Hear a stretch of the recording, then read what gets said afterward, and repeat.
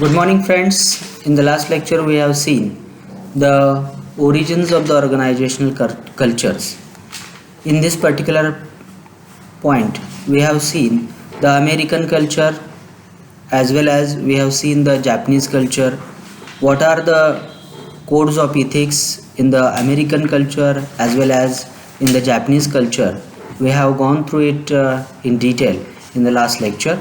Now we have to think about the typical American organization and typical Japanese organization. I think in the last lecture we have also focused on this point of the typical American organization, where you will find that in the American organizations the employment is short term as well as there is the lateral mobility for all the employees. Secondly, you will find that the performance evaluations and the promotions are relatively fast in the American organizations. And another feature of the code of ethics of the American culture, that is career paths are very specialized. People tend to stay in the same area such as accounting and become expert in their area. So there is some kind of specialization which is opted by the employee, and he makes expertise in that particular area. म्हणजे काय होतं की American code of इथिक्समध्ये एखादा व्यक्ती विशिष्ट डिपार्टमेंटमध्ये काम करतो आणि त्या डिपार्टमेंटमध्ये जो काही विषय असेल किंवा त्याचं जे काही स्पेशलायझेशन आहे त्या स्पेशलायझेशनमध्ये त्याचं एक्सपर्टाईज तयार होतं, तो त्यामधला एक एक्सपर्ट किंवा एक रिस्पॉन्सिबल पर्सन म्हणून काम करतो. तर हे अमेरिकन कल्चरमध्ये होतं. त्याचबरोबर अमेरिकन कल्चरमध्ये एम्प्लॉयमेंट ही शॉर्ट टर्म असते, परंतु तिथं लॅटरल मोबिलिटी म्हणजे त्या ठिकाणी त्या व्यक्तीला एका डिपार्टमेंटमधून दुसऱ्या डिपार्टमेंटमध्ये जॉबची अपॉर्च्युनिटी दिली जाते. त्याचबरोबर प्रमोशन हा जो विषय आहे तो प्रमोशन त्याच्या परफॉर्मन्सवरती अवलंबून आहे. हे अमेरिकन ऑर्गनायझेशनमधलं वैशिष्ट्य आहे. त्यानंतर decisions are carried out by individual managers who are responsible for the outcome of such decisions. ह्याच्यामध्ये त्या कंपनीमध्ये असणारी जबाबदार व्यक्ती मॅनेजर असेल किंवा मालक असतील, हे त्या ठिकाणी डिसिजन मेकिंगच्या प्रोसेसमध्ये इन्व्हॉल्व झालेले तुम्हाला दिसतील आणि त्यांच्यावरती ते पूर्णतः अवलंबून असतील. डिसिजन्स किंवा निर्णय जे आहेत ते त्यांच्यावरती पूर्णतः अवलंबून असतील.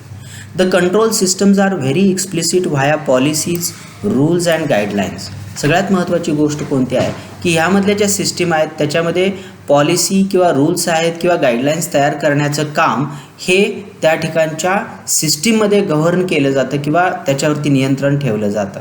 आणि त्यामुळं त्या ठिकाणी या गाईडलाईन्स किंवा रूल्स रेग्युलेशनचं जे फॉलोअप आहे किंवा त्याचं नियमांचं पालन जे आहे ते अतिशय स्ट्रिक्टली केलं जातं असं अमेरिकन कल्चरमध्ये आपल्याला बघायला मिळेल. त्यानंतर शेवटचा महत्त्वाचा मुद्दा आहे, the organisation is concern primarily with the workers work life and his role in the organisation.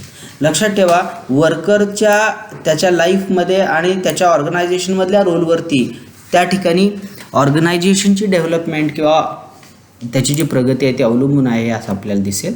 आता या ठिकाणी कंपॅरेटिव्हली आपण जॅपनीज ऑर्गनायझेशनचं फीचर्स आपण बघूया. या जॅपनीज ऑर्गनायझेशनमध्ये तुम्हाला लॉंग टर्म एम्प्लॉयमेंट दिसेल आणि लाईफ टाईम एम्प्लॉयमेंट दिसेल.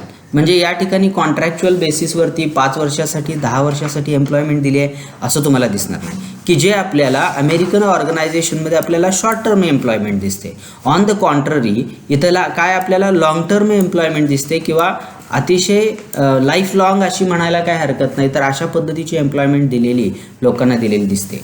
Then the second feature is rigorous evaluation and slow promotion. Here see, rigorous evaluation. The evaluation of the work done by the employee is rigorous, very strict. म्हणजे काय होतं की एखादी व्यक्ती काम चांगलं करते का वाईट करते ह्याचं जे मूल्यमापन आहे ते मात्र फार काटेकोरपणे केलं जातं आणि त्या केलेल्या मूल्यमापनावरती प्रमोशन दिलं जातं. आणि त्यामुळं कदाचित ज्या अर्थी रिगरस इव्हॅल्युएशन केलं जातं त्यामुळं काय होतं की ह्याची प्रमोशनची जी गती आहे ती आपल्याला स्लो असलेली दिसते. ऑन द कॉन्ट्ररी अमेरिकन कल्चरमध्ये आपल्याला प्रमोशनचा वेग हा फास्ट असलेला दिसू शकतो आणि इथं मात्र जॅपनीजमध्ये तो स्लो असलेला निदर्शनास येतो. People are primarily generalists and they become familiar with the all areas of operations. American कल्चरमध्ये एका विषयामध्ये व्यक्ती पारंगत होते, एका डिपार्टमेंटमध्ये वर्षानुवर्ष काम केल्यामुळं त्या व्यक्तीला त्यातला एक्सपर्टाईज मिळतो. परंतु जॅपनीज ऑर्गनायझेशनमध्ये एकच व्यक्ती अनेक विभागामध्ये काम करते, तो एका विषयाचा एक्सपर्ट बनत नाही, तर बहुतांश सगळ्या विषयामधलं त्याला बेसिक ज्ञान जे आहे, बेसिक नॉलेज जे आहे ते त्या ठिकाणी मिळालेलं आपल्याला जॅपनीज कल्चरमध्ये दिसतं. Collective decision making is the norm. बघा, जॅपनीज ऑर्गनायझेशनमध्ये एकत्रित collective decision making is the norm, म्हणजे एक व्यक्ती त्या ठिकाणी निर्णय घेत नाही, त्या कंपनीचा मॅनेजर एक अथॉरिटी म्हणून निर्णय घेत नाही, परंतु त्या ठिकाणी एक टीम म्हणून किंवा एक मॅनेजमेंट सिस्टम म्हणून त्या ठिकाणी लोक कलेक्टिव्ह डिसिजन घेतात. म्हणजेच काय, त्या ठिकाणी हुकुमशाही नाही तर डेमोक्रॅटिक पद्धतीनं, लोकशाही पद्धतीनं सर्वांची मतं विचारात घेऊन त्या ठिकाणी डिसिजन घेतले जातात. So this is the difference between the American and Japanese organisation. Then the primary reliance is on the implicit control, self-control. People rely heavily on the trust and goodwill. लक्षात ठेवा, जॅपनीज कल्चर हे definitely भारतासारखंच एक चांगलं culture आहे असं म्हणायला काही हरकत नाही, कारण जॅपनीज कल्चरमध्ये सेल्फ कंट्रोल किंवा इम्प्लिसिट कंट्रोल हा फार महत्त्वाचा मानला जातो. कारण ज्या व्यक्तींचा स्वतःवरती कंट्रोल आहे ते लोक निश्चितपणानं एक डिसिप्लिन्ड लाईफ जगतात. ती माणसं रूल्स अँड रेग्युलेशनच्या पाळण्यामध्ये त्या ठिकाणी 100% स्वतःचं योगदान देतात आणि त्यामुळं सेल्फ कंट्रोल हा जॅपनीज कल्चरमध्ये, ऑर्गनायझेशनमध्ये असणारा सेल्फ कंट्रोल हा खूप महत्त्वाचा दिसतो. People rely heavily on the trust and goodwill. See that people generally rely on the trust and goodwill means they believe on the goodness of the human beings, and that is why they rely on it, and not only they rely on it but they develop their prosperity, they develop their organization on the basis of goodness in a person. माणसामध्ये जो चांगुलपणा आहे, त्याच्यामध्ये ज्या चांगल्या गोष्टी आहेत त्याच्यावरती जर लक्ष केंद्रित केलं तर निश्चितपणाने त्या ऑर्गनायझेशनची डेव्हलपमेंट होऊ शकते. The organisation is concerned with the whole life of the worker, business as well as personal and social. लक्षात घ्या, organisation is concerned with the whole life of the worker. लक्षात ठेवा, ही ऑर्गनायझेशन असेल तर ती त्या व्यक्तीच्या, त्या एम्प्लॉईच्या पूर्ण आयुष्याशी संबंधित असते आणि त्याच्या सोशल आणि पर्सनल लाईफबद्दल सुद्धा काळजी घेण्याचं काम त्या ऑर्गनायझेशन करताना आपल्याला दिसतात. म्हणजेच काय, we have seen that American organisation and its way of codes of ethics and the typical Japanese organization and its codes of ethics.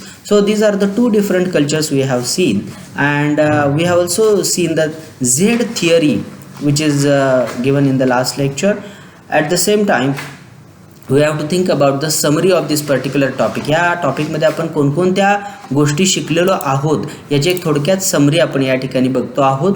Organisations can be classified into 4 types. बघा, ऑर्गनायझेशनचे 4 बेसिक टाईप्स पडतात. एक आहे एक्सप्लॉयटेटिव्ह म्हणजे शोषण करणारी, मॅन्युप्युलेटिव्ह म्हणजे सुद्धा त्या ठिकाणी एका वेगळ्या पद्धतीनं लोकांकडून काम करून घेणारी, होलिस्टिक म्हणजे सर्वसमावेशक, सर्व लोकांना बरोबर घेऊन जाणारी ऑर्गनायझेशन असते, आणि बॅलन्स्ड म्हणजे अतिशय संतुलित म्हणजे ज्याचा बॅलन्स खूप चांगला आहे अशा पद्धतीची ऑर्गनायझेशन असते. Basically there are 4 types of the organisations, and in these 4 types you will find that the first is exploitative, second is manipulative, third is holistic, and the last one is balanced. Here any organization is needed to be balanced. कसं आहे, कोणतीही organisation असू द्या ती balanced असणं, संतुलित असणं अत्यंत महत्त्वाचं आहे. ती केवळ हुकुमशाही पद्धतीनं किंवा एक्सप्लॉयटेटिव्ह पद्धतीनं म्हणजे पिळवणूक करण्याच्या पद्धतीनं त्या ठिकाणी करता कामा नये. तर त्या ठिकाणी ही ऑर्गनायझेशन ही डेफिनेटली त्या ठिकाणी कशा पद्धतीची असली पाहिजे, it should be exploitative, it should be balanced and not to be exploitative or manipulative. या ठिकाणी Snowbons and the Jewell define 3 elements to implement the ethical behavior in the organization. These elements are Snowbons and the Jewell यांनी जे code of इथिक्सचे definition केली आहे त्याच्यामध्ये त्यांनी कोणत्या 3 घटकांना प्राधान्य किंवा महत्त्व दिलेलं आहे. Implementing the corporate code. बघा, कॉर्पोरेट कोड, इथिकल कोड म्हणजे काय की एखाद्या ऑर्गनायझेशनच्या संबंधानं जी काही नियमावली आहे ती इम्प्लिमेंट करणं, म्हणजे एक्झिक्यूट करणं म्हणजे त्या ठिकाणी ती रन करणं, ती तयार करणं आणि त्याचबरोबर ती लागू करणं, ह्या दोन गोष्टी ज्या आहेत त्या ठिकाणी महत्त्वाच्या मानल्या जातात.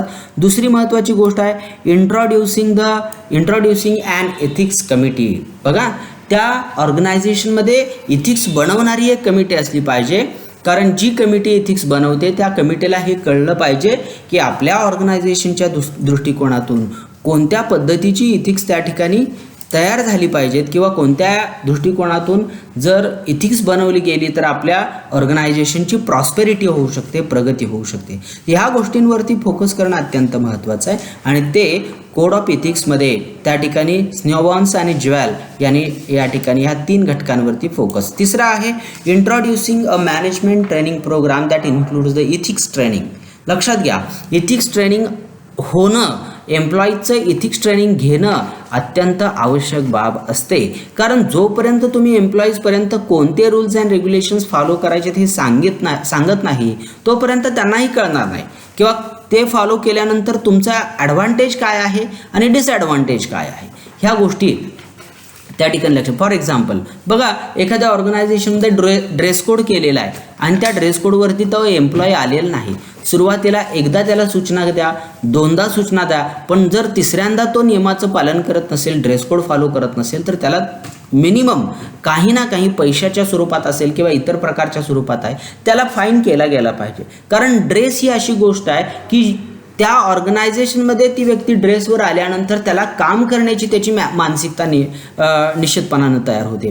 त्याचा जो रोल आहे, त्याची जी भूमिका आहे त्या ऑर्गनायझेशनमधली, ती भूमिका त्याला फॉलो करण्यासाठी ड्रेस हा तितकाच महत्त्वाचा ठरतो. ड्रेस तसं बघायला गेलं तर काही फार मोठी गोष्ट नाही आहे, परंतु तो ड्रेस त्याला त्याची भूमिका पार पाडण्यासाठी अत्यंत महत्त्वाची भूमिका बजावतो किंवा त्याचं बंधन काय आहे, त्यानं काय काम केलं पाहिजे, त्या ऑर्गनायझेशनमध्ये येऊन त्यानं निवांतपणे बसायचा आहे अशातला भाग नाही, परंतु त्यानं तिथं कोणत्या कामासाठी आलेला आहे ह्या गोष्टीची जाणीव त्या ठिकाणी ड्रेस करून देतो. आणि त्यामुळं introducing a management training programme that is very important.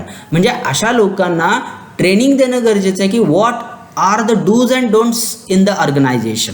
कोणत्या गोष्टी केल्या पाहिजेत आणि कोणत्या करू नयेत ह्या गोष्टीची पूर्ण कल्पना त्या एम्प्लॉईजना देणं महत्त्वाचं आहे. तिसरा महत्त्वाचा पॉईंट आपण बघितलेला आहे बघा, some of the ethical codes formulated by organisations are. आता कोणते कोड्स आहेत की जे फॉर्म्युलेट केले जातात, त्यामध्ये पहिला आहे इथिकल कोड्स फॉर डिसिप्लिन. बघा, शिस्तीच्या अनुषंगानं त्या ठिकाणी काही नियम बनवले गेले पाहिजेत. त्यानंतर ड्रेसिंगच्या अनुषंगानं काही नियम बनवले गेले पाहिजेत.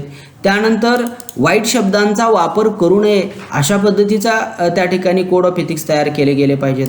पंक्च्युअलिटी, व्यक्तीनं वक्तशीरपणा पाळावा किंवा वेळेमध्ये येणं जाणं असावं याचे पण कोड ऑफ इथिक्स तयार करावेत.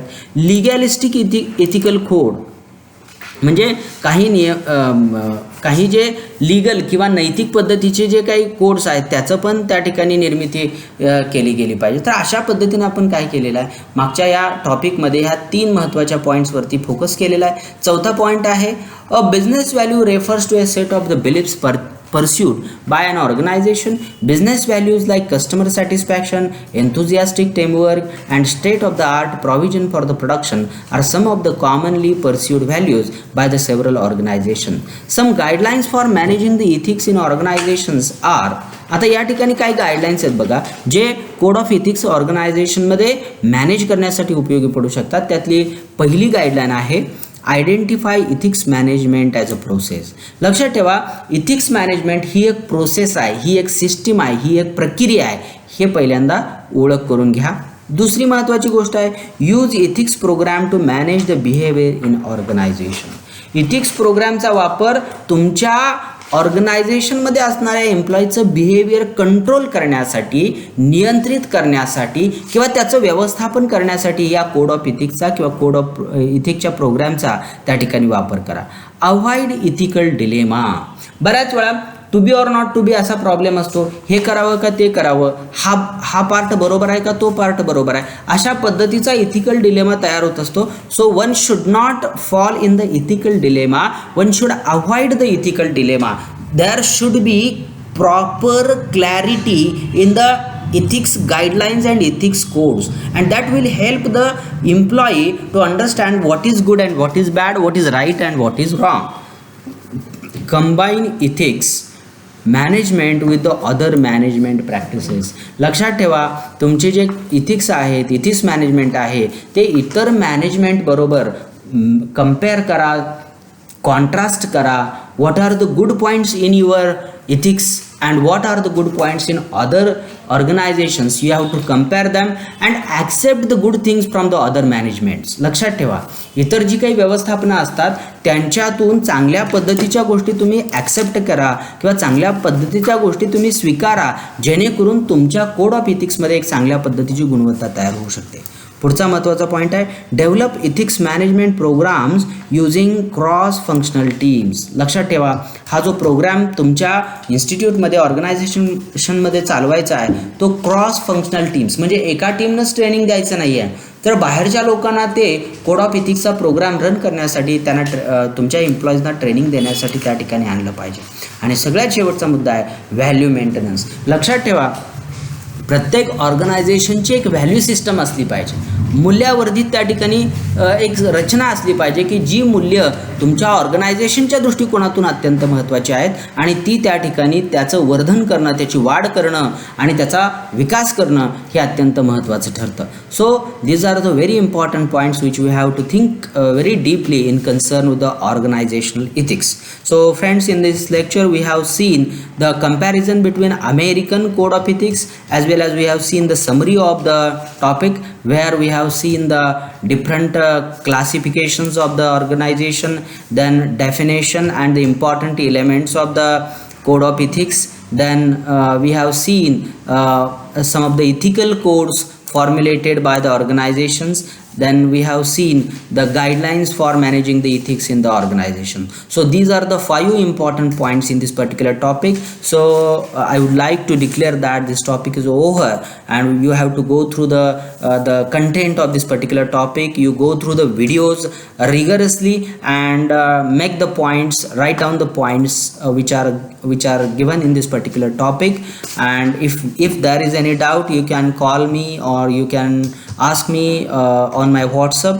So be in touch with me, or if you have any doubt, you can simply come visit to the college and you can discuss the problem with me. Okay, with these words I would like to stop today's lecture. Thank you so much.